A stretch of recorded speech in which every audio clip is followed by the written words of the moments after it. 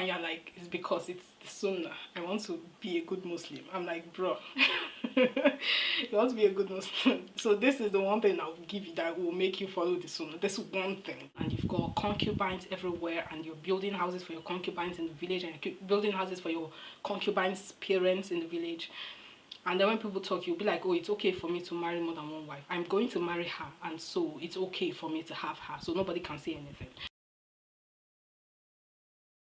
Hello guys, welcome back to my channel. If you're new here, welcome. I'm Dr. Zain, and on this channel I react to videos that interest me. So if that sounds like your thing, please make sure you subscribe right now and give this video a big thumbs up, because I know you're going to enjoy it. So today I'm here with another reaction video for you guys. This is, do women have rights in Muslim countries? The sit down with Mohammed Hijab. I had another question. So when I was growing up, they always told us that like Muslim countries, they don't have rights and whatever. Yeah. Not saying that's true. I'm just saying this is what we're told. And then I interviewed someone that was from Saudi Arabia, and that was, you know, the one place that they always told me like women can't drive there. Is that what you advocate? Well, I mean, now I'm like, well, I mean, I know someone whose wife is paralyzed because of a woman driving. So, so you for that or against that? No. I make jokes. Like, women should be able to drive if they're good drivers, but I do know that we cause more accidents based on how much we drive. Men cause more, but they drive more, like you have truckers and stuff. Sure. So anyways, so I find that interesting. I thought you'd take the pro-Saudi position. No, it was more like I kind of understand where they're coming from. Sure. but anyways, don't. I know she's being facetious about it. She's just joking and all of that. But I would say that's not where they're coming from. That's not where they're coming from. When they say women can... Oh, thank God they've changed that rule. Now I believe it has been changed. But before I think it was true. For women could not drive. But I don't believe it's because women cause more accidents. That's not why they said women could not drive. It was because of something else. I think we all know why. Don't quote me. Also, it's also true that like, I'm going to echo what he said. I find it interesting that she's taking that position.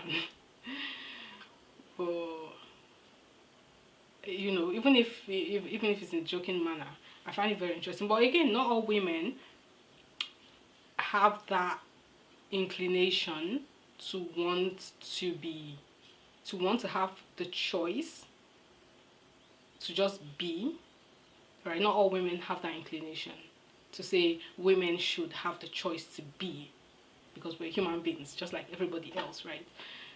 So yeah, women should drive if they're good drivers, men should drive if they're good drivers, and period. But the women vote though, I think, even though the elections most places are not, women vote, right? I mean, yeah. Anyways, why is there a conception that women don't have rights in Muslim countries, and is there any truth to it? Well, look, I mean, let me tell you something, Pearly, right? If you had a manifesto of what women should and shouldn't do, including number one, voting, etc., yeah, most people would say the country that Pearly runs would be a country that women don't have as much rights. But I'm sure they would. I was like, maybe we'd agree. I don't know. Do you know what I mean? Yeah. So when we say women don't have any rights, I mean, according to whose conception? According to the feministic conception, absolutely. They would not be happy with a lot of the norms and the traditions of the Muslim world.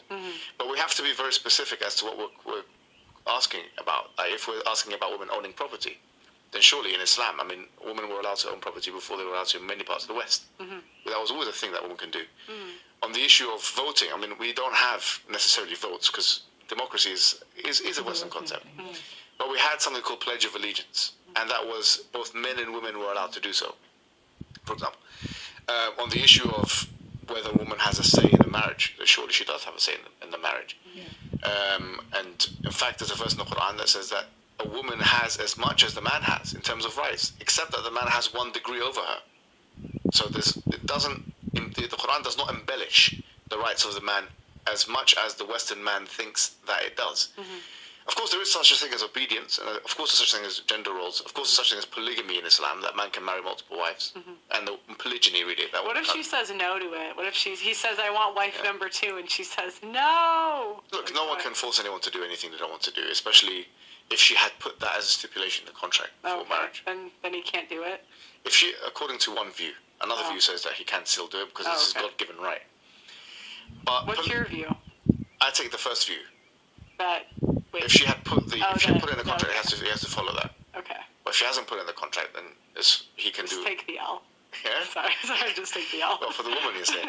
Well, if she didn't want it, it'd be an L, right? Yeah, sure, but it's not going to be like that because in practice. Well, Westerners are in soft polygamy anyway, so that's the thing. It's like, I'm like, guys, you realize that if you have an ex-boyfriend, you're in soft polygamy in a way, or like if you're in a situationship, that's basically polygamy. The women have more rights under Islam. Yeah. Like, in a way. Yeah, I agree with that. Look, but that's why, like, they'll kind of... I'm not for polygamy, so don't misquote. That's very interesting. I know, well, okay. Really? How do I put this? I'm not for or against. I think people are going to do what they're going to do. So if you were married and your husband wanted to get a second wife, what would you say? I'd just rather not. Okay, well, what if he does it? I'd say, can we not? Well, I mean, if I have a kid by him, like, you gotta stick it out at that. Like, what are you gonna do? Go be a single mom? Like, yeah, your life will it be better? But you would say to him you'd rather not. But yeah, I mean, I think.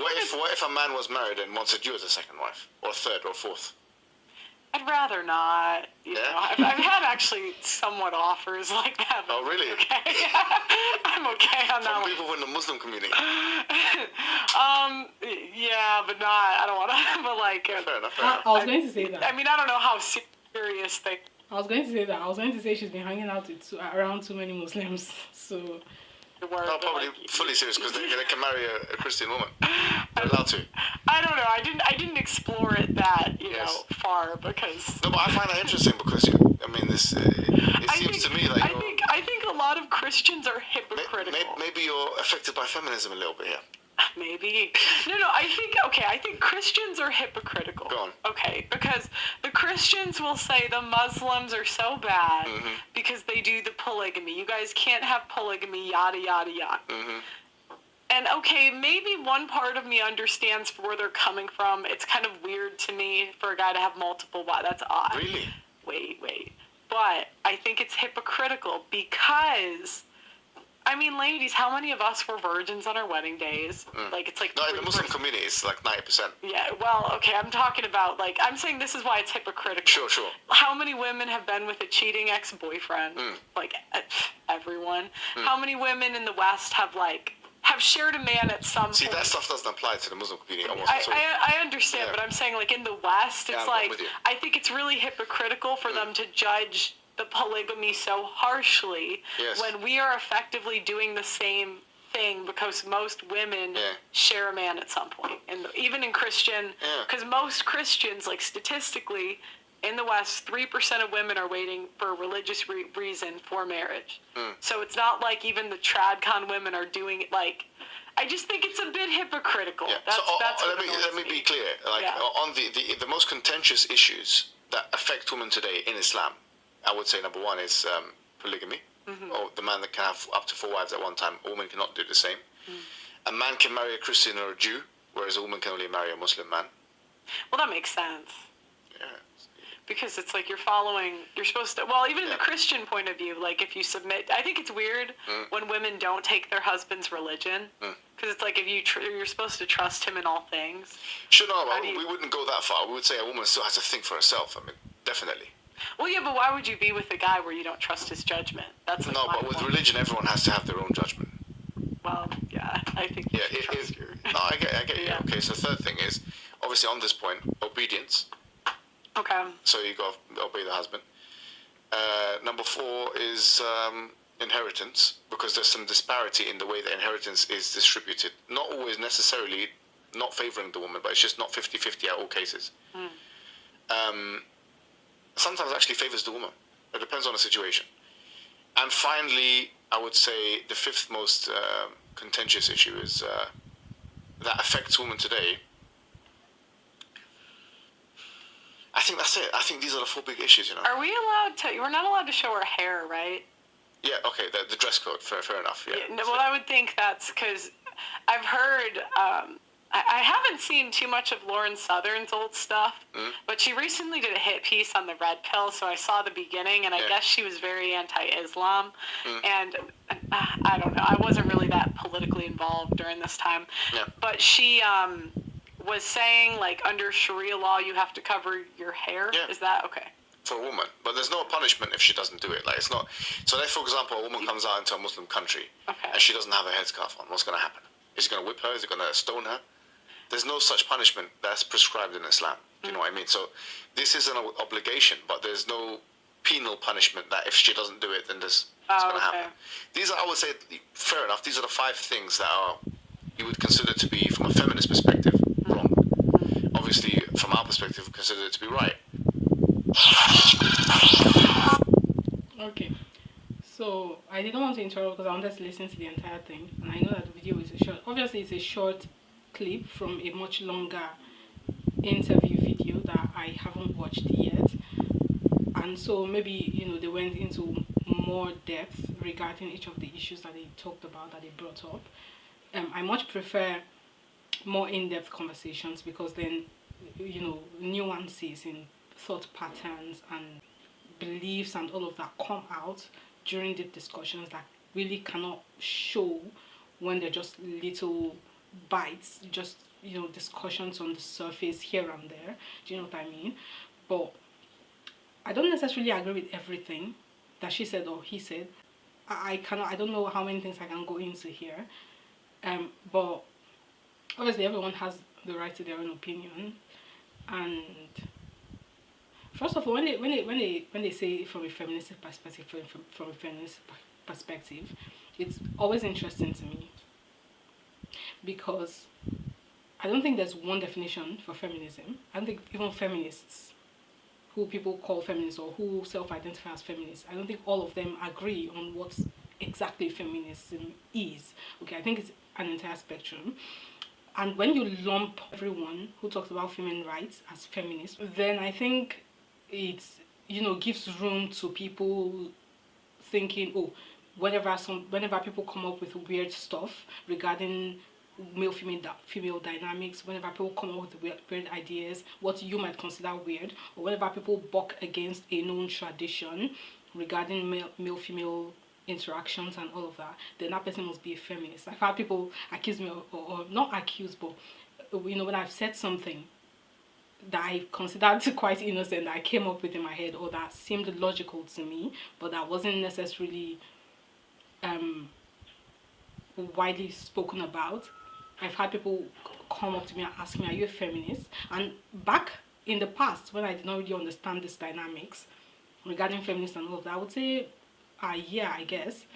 But then when I you know, learned more, and I realized that even feminists don't agree on what feminism is. Feminism isn't one thing, and I do not want to put myself in a box that has been constructed by some people and put a label, stamp a label on myself that would then, in the eyes of people that see that label as being one thing, expect me to behave in a way that, and believe things that are in accordance with that label and the, you know, the practices they associate with that label, if that makes any sense. If you've been able to follow my thought pattern on my words, kudos to you.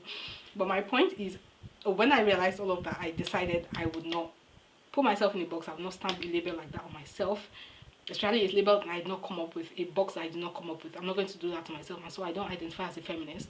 And, you know, if I many of the thoughts I have that are not in accordance with, you know, known tradition, some might consider them feministic, some definitely lean towards the ideas that some people who self-identify as feminists have, and some do not. Okay, some do not. Like, I do not believe that people should go around naked. I genuinely do not believe that. I don't believe that, oh, if not for men, we'd all be, no, even if men were not here, we would still be covering our bodies. Okay, we would still be covering our bodies, because it just makes sense. So it's not because men are here that we have to cover up our, no, it doesn't, no. Even if there are no men in the world, I believe we will still cover, all right? I don't believe that, like, there's just some things. I don't believe a woman is superior to a man. That's one of the most ridiculous things I've ever heard in my life, because I don't know what makes you superior. If I'm going to say a man is not superior to a woman, then I don't see why I should say a woman is superior to a man. Each person has their own function, each person has their own use, and each person can be useful to the other and useful to the human race in general in their own space, based on what nature has constructed them to do. I don't know if that's the right word to use, but based on what each person, each gender has evolved to be able to do with ease, based on their biology and based on their psychology.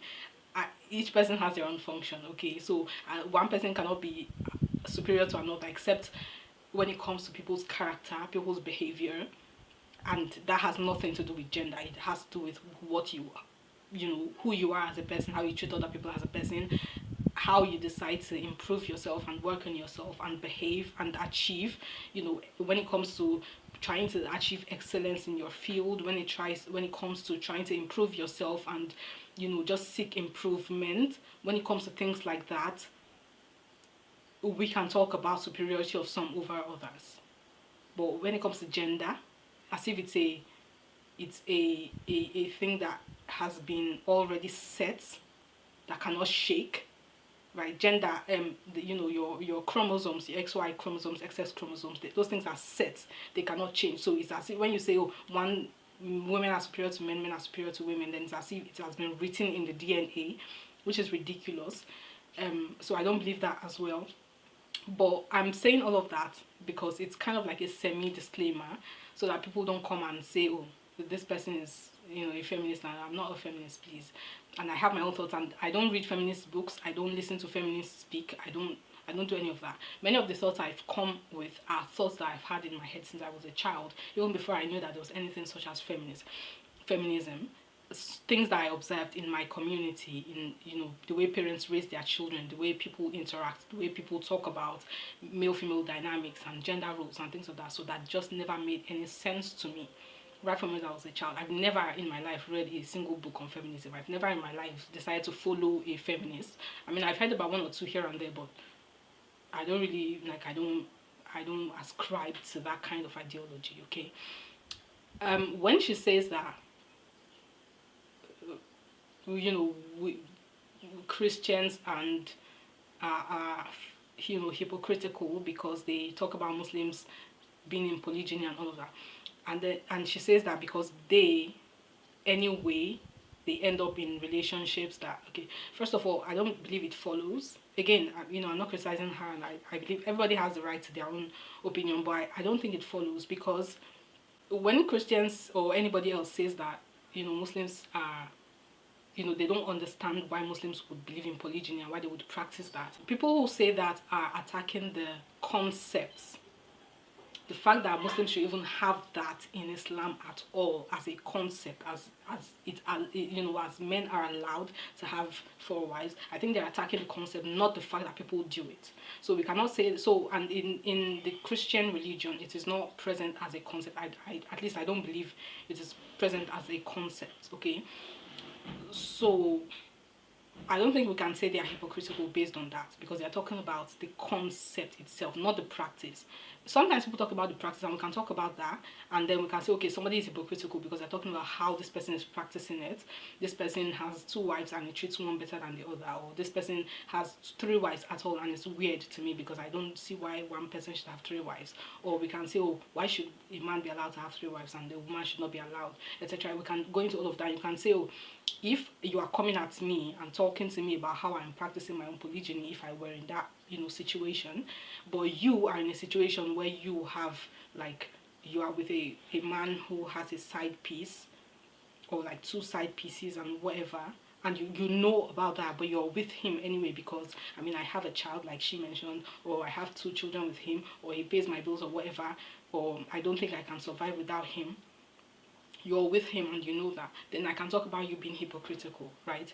It has very little to do with you coming to say the concept is strange to you. Does that make sense? So I don't believe that, you know, that thought process is clear enough for us to have a clear rational discussion about it.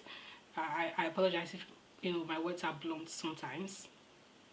Sometimes when I get tired, I just say things because I lose the ability to, or the ability that I have becomes reduced when it comes to trying to find alternative words that are not so sharp. Okay, so I apologize if any of my words are sharp. Again, it's not as if I'm like for polygyny or against polygyny. It's something that Islam allows, and so it's there. I'm never going to criticize the concept. It's there. I can and I will criticize how people practice the concept, how people think about the concept, because we all know the way people behave. They think about it in a certain way as if that's the one thing that will give them the pleasure of God, but they don't care about God, right? You need to see the way some men behave when it comes to this thing. You meet a man who never he doesn't pray 5 times, prays once every other month when somebody forces him to go to like Friday service. That's the one time he prays in like 3 months. Doesn't care about like what he takes in. He drinks all night long and he's in clubs every time. He's in hookah lounge, smoking shisha and all of that. And he lies a lot and he embezzles and he demands like bribes as a matter of right. He doesn't care, and he mistreats his mother, and he mistreats his wife, and he's stingy to her, and he beats his children, and he breaks his promises. All these things that are extremely important, that are extremely important, that should be prioritized when it comes to being a practicing Muslim. He doesn't care about those things. What does he care about? Marrying more than one wife. So when he comes and he's like, I'm gonna marry, I believe in polygyny, and you're like, really, you believe in polygyny? Why? And he's like, oh, because I want to complete half of my religion. As if the fact that you don't pray is not an issue. The fact that you tell lies, the fact that you embezzle funds, the fact that you do this, do that, all of that are not higher on the list of priorities than this. This is the one thing that will give you the pleasure of God. Okay.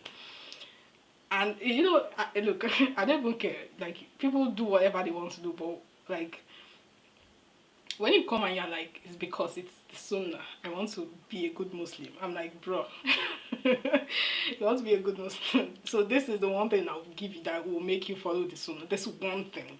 This one thing. You don't care about reciting the Quran. Dude, you don't even know, like, you can't even recite the Quran except maybe 1 or 2 short surahs that you managed to memorize when you were a child, and that you use in praying whenever you happen to pray once every 3 months. Like, those are the only ones you don't care about the Quran, you don't care about what's in it, you don't care about God, you don't care about thinking about God, you don't care about talking to God, you don't care about any of that.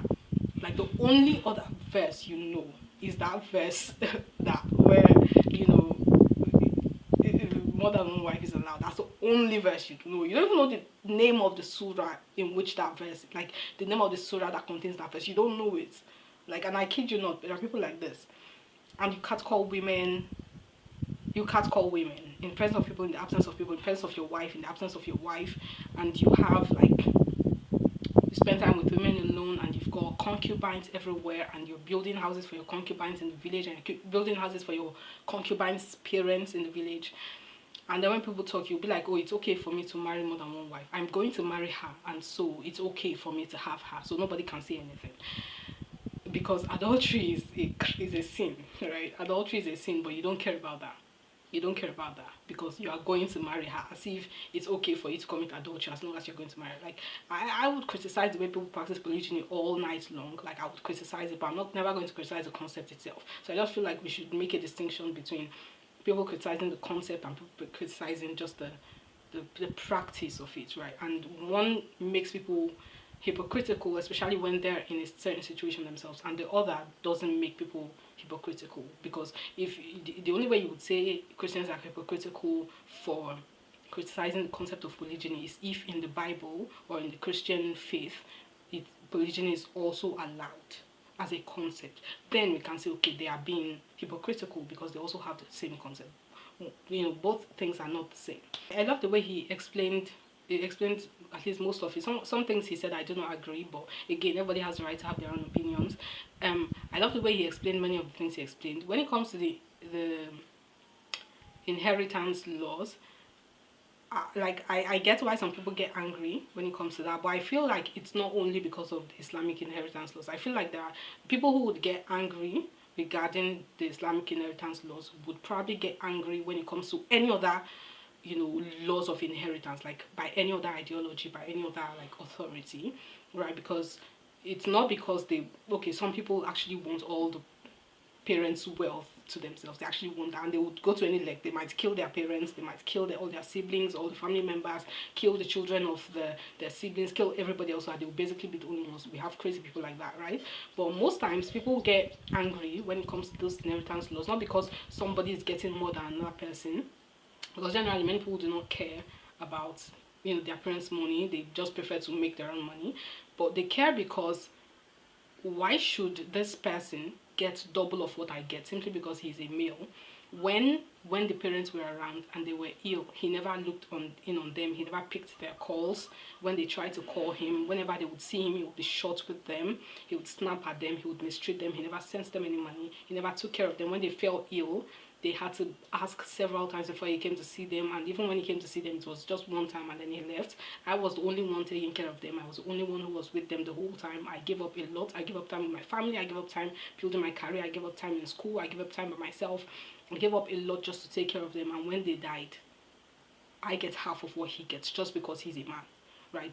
Those things do get people angry. So I believe many things like that are the things that actually get people angry. So even if it was a kind of law that would say they get equal, I believe they will still be angry, because why should I get equal with him? He did not split the problems with me. I paid for all their like medical bills. I paid to take care of them. I bought them groceries. I spent my time and all that. Why should he get the same as me, right? And even if I was getting 3/4 of what he was getting, I would still be angry about it because, right, in situations like that, and I know there are several other situations as well. So it's not really the Islamic inheritance laws that bothers a lot of people. Again, there are some people who genuinely get bothered by that because they are just what the Yoruba people call agbojulogun. That's the people who depend on the inheritance. They don't want to do anything with their lives. They just want to inherit from their parents and, you know, family members, and they just want to live on that. That's their plan. That's their life plan. They don't care about, you know, building a career, making something out for themselves, studying. They don't care about any of that. Those are the agbojulogun people. There are people like that, which is why we have a word for that concept, right? But if you think about it, if you like, to my own way of thinking, the inheritance thing, many times, the inheritance thing actually should benefit the woman, because when you are saying, okay, the man gets more than the woman in Islamic law, it's the same Islamic law that says that the men in a woman's family are obliged to take care of her. So regardless of what she has, like the men in her family are obliged to take care of her, right? So a woman should not be homeless or starving or, you know, under attack or anything. She should not be suffering in any way as long as she has men in her family, because they are obliged to take care of her and make sure that she's okay. So when a man inherits double or whatever, or 3 times or whatever he inherits is more than what she has. What she has inherited is hers alone. What he has inherited is for him and his family and for her as well, right? So it benefits her because he has to split all his money and she doesn't get to, but she doesn't have to split anything. But if you think about it like that, you realize that it actually benefits her. So it's meant to benefit her. Now, do people actually do that? No. No, because human beings are human beings. Okay, he will not take care of her, and he will even steal her money and ensure that he does not give her her own share of the inheritance. Yeah, people do that. The law, the ideal is the law. However, the way people practice it just makes it, the way people practice it is less than ideal. That's basically the equation here. The equation never balances when it comes to what the law says and how people actually practice it, which is why we're in the mess we are in today. I think I'm just going to stop here. I've been talking for too long, but those are some of the things that jumped out at me. There were many things that jumped out at me, but again, I prefer conversations that are long and in-depth so that each person can explain where they're coming from, and that, you know, because it's not just what people say. Sometimes you can hear what people say and it sounds wrong to you, but when you actually listen to them speak for a longer period of time and you can observe their thought process, and then things become clearer to you, and just because you can understand where they're coming from and you can put yourself in that allow yourself to see things from that angle, then it doesn't seem so odd to you anymore, right? So one more thing I wanted to mention, when people's angle, people's ideologies, or people's paradigms, where they view life from the lenses through which they see life, is extremely important, right? So when the lady said that if you've had an ex-boyfriend, you're basically in soft polygamy, okay, I don't believe that. But I believe the reason she's talking about that is because she's talking about it from a Christian perspective, right? Where if you're with someone, then you're basically supposed to be together till death do you part. And I've heard some other people say if you've been married before and you're divorced, then you're still married to your former husband, because you know, if you're together till death do you part, then divorce doesn't really mean anything, because you've made vows and you're still going to be together regardless of what papers say, regardless of what a judge says, right? But I believe the reason that they talk about that is because they are coming from the Christian paradigm that says that till death do you part. The paradigm I'm coming from says that you can get married. If things don't work out, try to work them out, get third parties involved, get counseling, do whatever. If it doesn't work out, you can divorce and go marry somebody else. So similar, but life is not hard. Everything is easy. And we don't take vows. We don't say, oh, till death do you. No, death is not supposed to do you part. Otherwise, somebody will end up killing somebody. And we've had lots of, just occurrences like that. Somebody will end up killing somebody, and many times somebody does end up killing somebody when they're unable to. They are so miserable. Things aren't the way they thought it was going to be. Like, things aren't the way they thought they were going to be before they got married, and now they feel stuck. And now they feel like they cannot move forward, and they continue. You cannot put people who are loggerheads in a marriage, especially people who, are both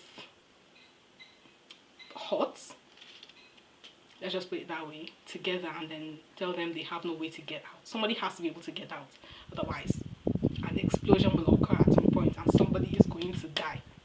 All right, so I believe that's because of the paradigm. I just wanted to mention that as well. Anyway, I think I'm just going to be quiet here. I've been talking for too long. If you're actually still watching at this point, thank you so much. I appreciate you. Thank you so much for watching this video till the very end. Let me know your thoughts in the comment section below. If you've not subscribed, please make sure you subscribe right now and give this video a big thumbs up, and I will see you next time.